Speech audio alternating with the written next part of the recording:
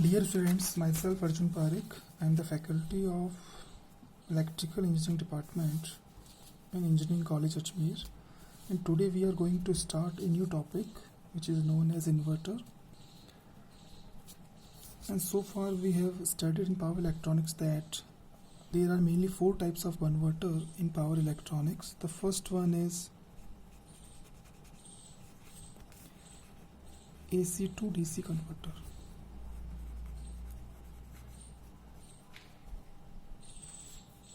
And it is popularly known as rectifiers. The second one is AC to AC converter. And it is popularly known as AC voltage controller.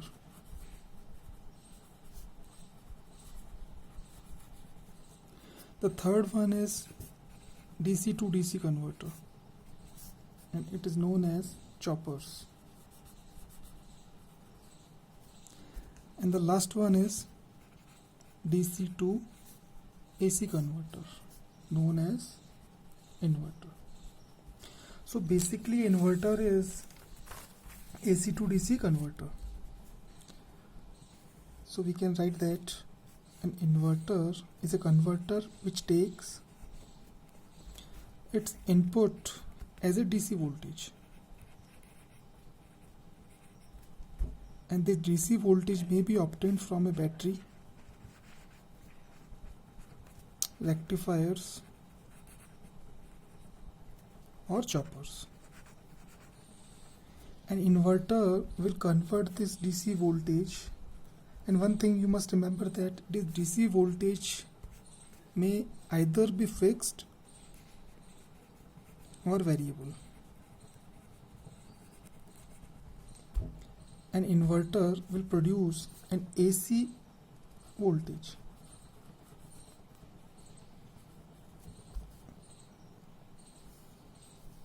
And this voltage may be fixed or variable.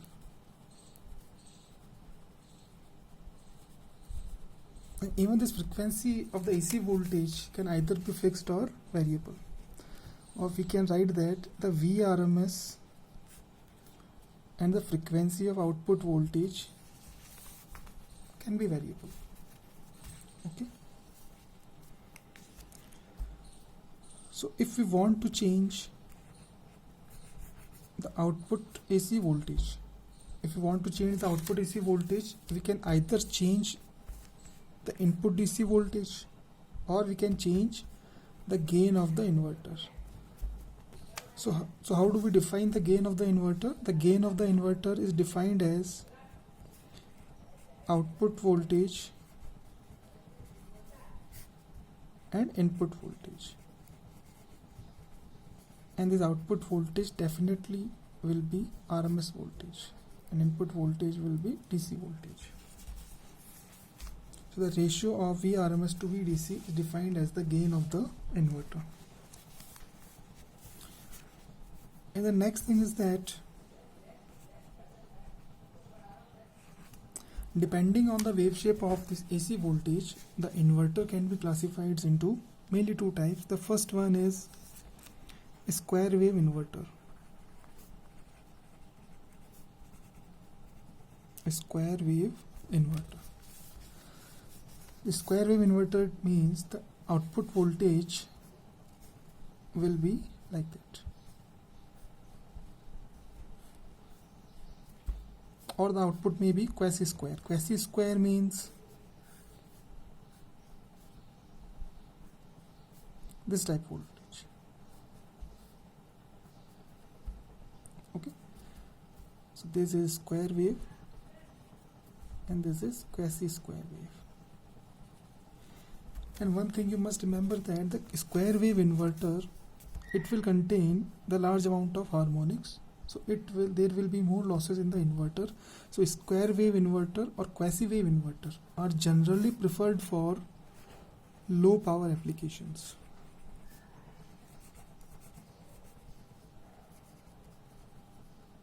Okay. So for low and medium power application, square wave or quasi square wave voltage waveforms are acceptable. But the next part is sine wave inverter.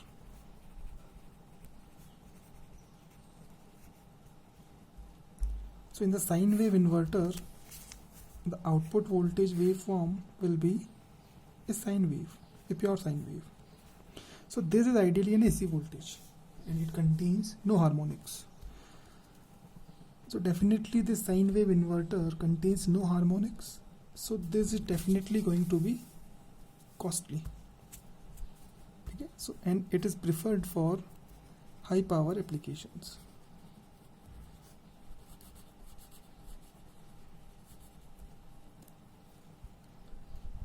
Okay, so we can say that this is preferred for high power application.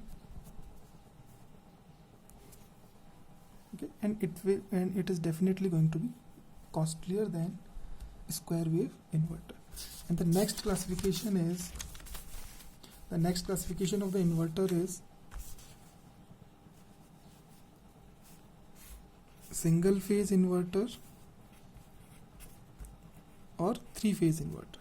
So in single phase inverter, the output voltage will be single phase, and three phase inverter, the output voltage will be three phase voltage. So you must remember the ratings in which these inverters are available. So generally the single phase inverters are available in the following ratings: 120 volts 60 hertz, 220 volt 50 hertz, and 115 volt at 400 hertz. Okay, and these three phase inverters are available in 220 to 380 volt at 50 hertz and 120 volt to 208 volt at 60 hertz. So these are general ratings of the inverters available in the market. Okay, so the next classification of the inverters will be voltage source inverter. Voltage source inverter, popularly known as VSI. Okay. So in voltage source inverter, input is DC voltage. Input is DC voltage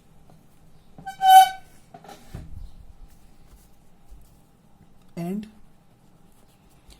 output voltage can be directly controlled.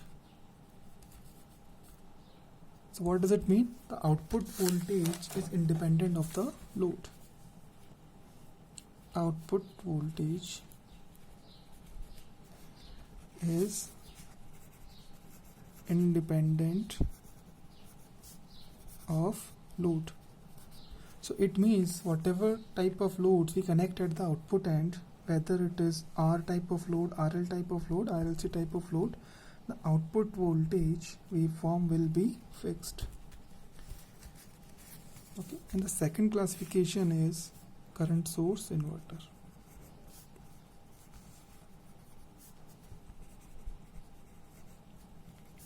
Or CSI. Okay. So in CSI, the input is DC current, or we can say that output current is load independent. It means whatever type of load we connect at the output terminals, the output current waveform will be always similar. It can be directly controlled by varying the switching frequency or duty ratio. Okay.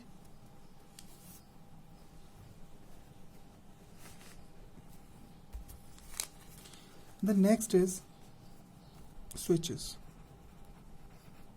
Okay, what kind of switches we can use in inverters? So the following types of switches are used in inverter. The first one is BJT, the second is MOSFET, and third is IGBT. And the most important thing, you must remember that in voltage source inverter or in inverter, the switches must have bidirectional current capability. The switches must have bidirectional current carrying capability. It means कि दोनों direction में switch current carry कर सके. So by directional switch बनाने के लिए हम लोग क्या कर सकते हैं. सपोज हमारे पास एक बीजेटी है. This is base, collector and emitter. We can connect an anti parallel diode to make this switch bidirectional. So this is a bidirectional switch, and we know that MOSFET is generally used for high frequency applications, high frequency and low power application, whereas IGBT is used for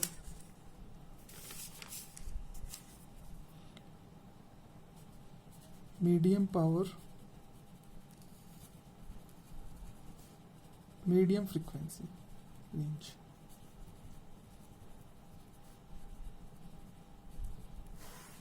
Okay.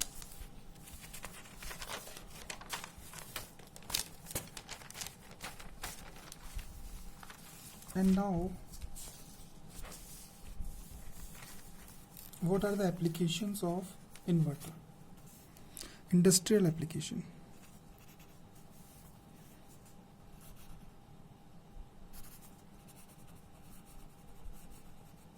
Industrial applications of inverter. So the first application is variable speed control drives. Second one is induction heating.